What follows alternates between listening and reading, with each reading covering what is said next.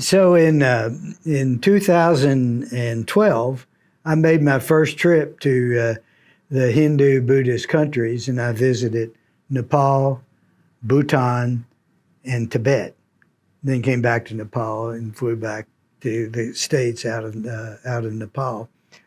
And you know, the thing that impressed me most, my first impression of Nepal, Kathmandu is where we were, was as we drive, we see these. I guess the best way to call it is labor pool centers, where young men, and there is no unemployment rate is high, and they're just all standing around waiting. They're clean-looking kids, yeah, but my guess is they're just waiting to find a job, someone to pick them up for the day. We when I left Nepal, I was with a group this time, and we went to Bhutan, which is an interesting little country. Has a king and a queen. The king has multiple wives. I'm not sure if the queen can have multiple husbands. I don't think so, but they gross national happiness is the way they measure the success of their country. And on Tuesdays of every week, no cars are allowed on the street.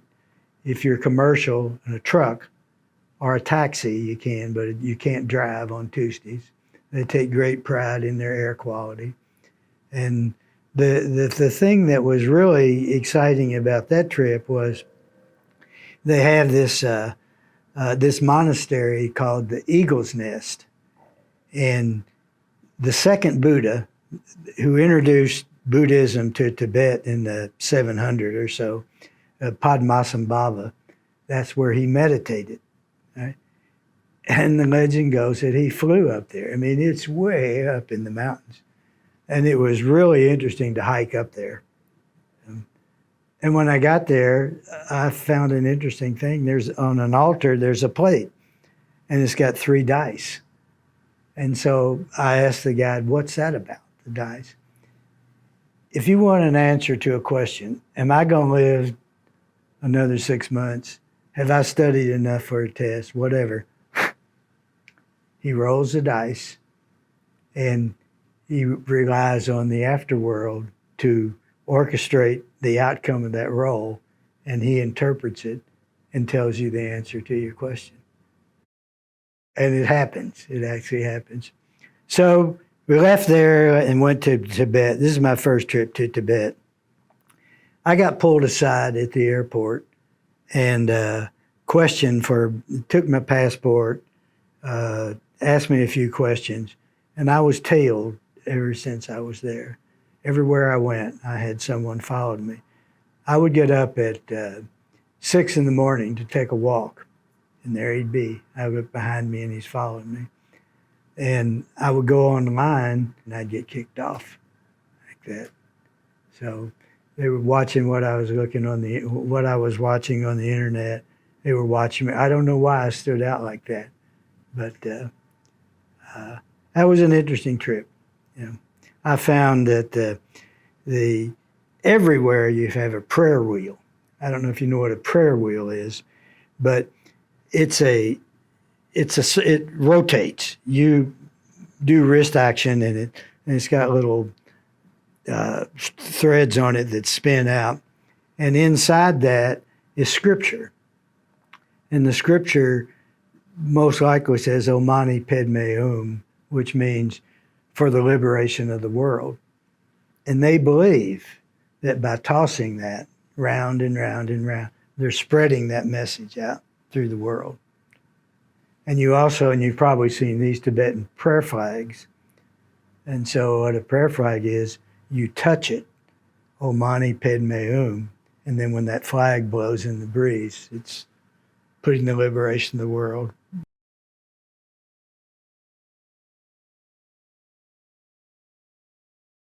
So in my 2012 trip, I'd get up in the morning and do my early morning walk.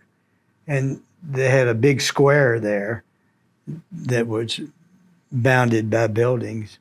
And I just thought you had to You had to pass through metal detectors to get into that square. Normally during the day it's full. Early in the morning it's not. But I couldn't believe the number of armed guards that were walking around on those buildings looking for troublemakers or whatever. It's that armed presence that always got me. And we were in, lots of times we'd be in places where I would ask a question to the guide and he would say, we'll talk about that in the car. We don't talk about that here.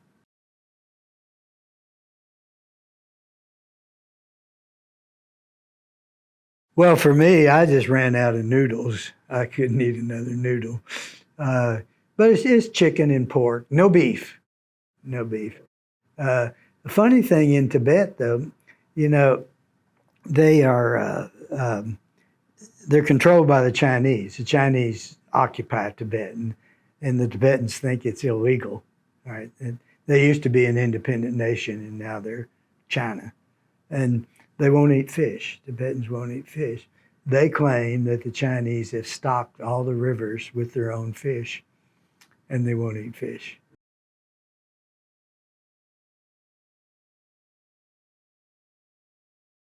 Well, the prayer wheel thing is one. It's not only do you have the handheld prayer wheel, but in the city you'll have huge prayer wheels.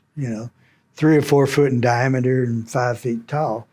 And so what you do, you walk by everybody. If you walk by one, you spin it. You spin it. Uh, I found that interesting. Uh, the Tibetan men, particularly in the high country in the northeast, they're like granite. They wear black leather jackets and black clothes, and they look like they've been carved out of steel. They're uh, and they're very friendly, very very friendly. So if you're talking to someone on the corner, before you know it, there'll be 3 or 4 people standing around you listening, trying to understand what you're talking about. Uh, they they wear traditional. They have their traditional dress uh, that they wear at festivals. Uh, they one thing interesting thing about the prayer wheel, particularly when you get into northeast part of the country, the two dominant sects are the Bon tradition and the Nyingma. And I made this mistake once. The Nyingma, if you take your prayer wheel, you do it clockwise. And if you're Bon, you do it counterclockwise. And so I was sitting next to this woman once, and she had a prayer wheel. I said, "Let me try that thing," and I did it clockwise, and she said, the other way, counterclockwise."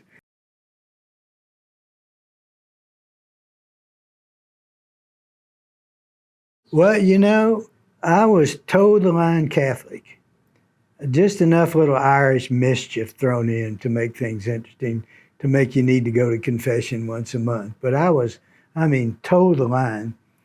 And when my wife died, I took care of her for 8 years. When she died, I began to have voices.